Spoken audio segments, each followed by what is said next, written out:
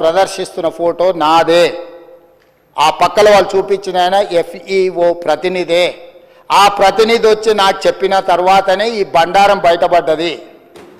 ఈ దోపిడీకి వేసిన దారి ట్రైపార్టీ అగ్రిమెంట్ నుంచి బైపార్టీ కావడం, బైపార్టీ అయిన అగ్రిమెంట్ ఎలక్షన్ కోడ్ వచ్చినా కూడా ఎవరికి చెప్పపెట్టకుండా ఒప్పందాలు లేకుండానే కోట్ల రూపాయలు దేశాన్ని దాటి తరలించడం, ఆ తర్వాత ఒప్పందాలు చేసుకోవడం, ఆ తర్వాత మిగతా సొమ్మును కూడా లాగడానికి వాళ్ళు ప్రయత్నం చేయడం, ఇవన్నీ వేగంగా ఒకదాని వెనకాల ఒకటి జరిగినాయి అధ్యక్ష. ఎవరికి ఎలాంటి అనుమానం లేదు. FEO ప్రతినిధులు నన్ను కలిసిండ్రు. నన్ను కలిసి వాళ్ళ భాగవతం చెప్పినాకనే నేను దాన్ని కనిపెట్టి అధికారుల నుంచి సమాచారం సేకరించి విచారణకు ఆదేశించిన, విచారణలో ఏ విధంగా ముందుకు వెళ్లాలనో కూడా మేము అందరితో చర్చించి, న్యాయ నిపుణులతో చర్చించి ఒక నిర్ణయం తీసుకున్నాం. ఆ నిర్ణయం మేరకే గవర్నర్ గారికి లేఖ రాసినాం. గవర్నర్ గారు కూడా న్యాయ నిపుణులను సంప్రదించిన తర్వాతే విచారణకు అనుమతి ఇచ్చిండ్రు. ఈ ప్రాసెస్ మొత్తము ఇన్ని సంస్థలు, ఇన్ని వ్యవస్థలు ప్రాసెస్ చేసిన దాన్ని ఇప్పటికిప్పుడు అన్ని బిజినెస్లను సభలో సస్పెండ్ చేసి చర్చకు తీసుకోవాలని వాళ్ళు మొండి పట్టు పట్టడం, మంకు పట్టు పట్టడం నేను అర్థం చేసుకుంటా హరీష్ రావు గారిని. ఎందుకంటే హరీష్ రావు గారు ఇక్కడ అల్లరి చేసి చొక్కాలు తెచ్చుకోకపోతే ఇంటికి పోతే కొరడా దెబ్బలు ఉంటాయి అధ్యక్ష, కోదండ ఉంటుంది అధ్యక్ష. నాకు తెలుసు ఏం చేస్తున్నావు నువ్వు అని ఆయన అడుగుతాడు. ఆయన ఇట్లాంటివి జరిగినప్పుడు కొడుకు విషయంలో ఏది చేసినా కూడా కాపాడాలన్న ఆలోచనతో హరీష్ రావు గారిని కొరడాతో కొడతాడు అధ్యక్ష. కొన్నిసార్లు ప్రజల కోసం కొన్ని కొరడా దెబ్బలు తినాల్సి వస్తుంది.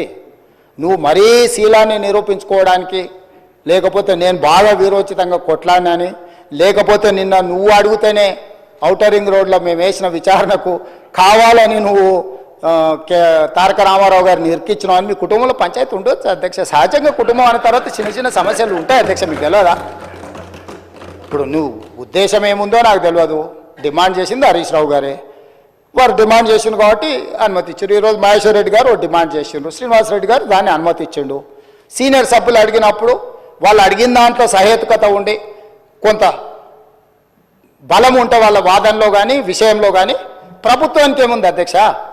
నిన్న హరీష్ రావు గారు అడిగిన ఔటర్ రింగ్ రోడ్డు విచారణ అయినా, నేడు బీజేపీ పక్ష నాయకుడు ఏలేటి మహేశ్వర్ రెడ్డి గారు చేసిన డిమాండ్ అయినా సహేతుకమైందని ప్రభుత్వం భావించింది కాబట్టి విచారణలకు ఆదేశించింది.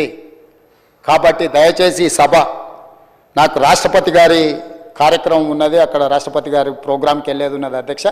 ఈ సభను, ఈ బిల్లు ఒక అద్భుతం. ఇందులో ఏమైనా చిన్న చిన్న సూచనలు ఉన్నాయి, ఎగ్జిక్యూటివ్ ఆర్డర్స్లో ఏమైనా కావాలంటే కూడా మనం కరెక్షన్ చేసుకుందాం. ప్రభుత్వం ఓపెన్ మైండ్తో ఉన్న, ప్రభుత్వానికి ఎలాంటి హిడెన్ ఎజెండా లేదు.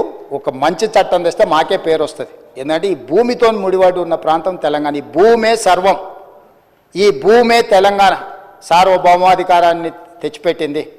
ఈ భూమి కోసం అసూలు బాసిన వాళ్ళు ఉన్నారు, వాళ్ళందరూ కూడా న్యాయం చేయాలనే సాదా బైనామాలు కావచ్చు, రెవెన్యూ రికార్డు కావచ్చు, లేకపోతే పోడు భూముల పట్టాలు కావచ్చు, లేకపోతే అసైన్మెంట్ పట్టాలు కావచ్చు, రెవెన్యూ రికార్డు కావచ్చు, లేకపోతే పోడు భూముల పట్టాలు కావచ్చు, లేకపోతే అసైన్మెంట్ పట్టాలు కావచ్చు, ఏదైనా భూమి రిలేటెడ్ ఇష్యూ, భూమి అంటే భూభారతి అని అంటే అది ఇందిరమ్మ కాంగ్రెస్ పార్టీ. ఎందుకంటే అసైన్మెంట్ భూములు ఇచ్చింది కానీ, పోడు భూముల పట్టాలు ఇచ్చింది కానీ, పేదలకు ఇండ్ల పట్టాలు ఇచ్చింది కానీ, ప్రతి వాడికి భూ పంపకాలు చేయడం ద్వారానే కాంగ్రెస్ పార్టీ ప్రజలలో ఈ రోజుకు 140 సంవత్సరాల నుంచి ఉన్న పార్టీ. ఇంకా ప్రజలల్లో ప్రేమ అభిమానం ఉంది, ఇందిరమ్మ పేరు తలుచుకుంటున్నారు అని అంటే ఈ భూమి యొక్క హక్కులను పేదవాళ్ళ కోసం కాపాడడం వల్లనే.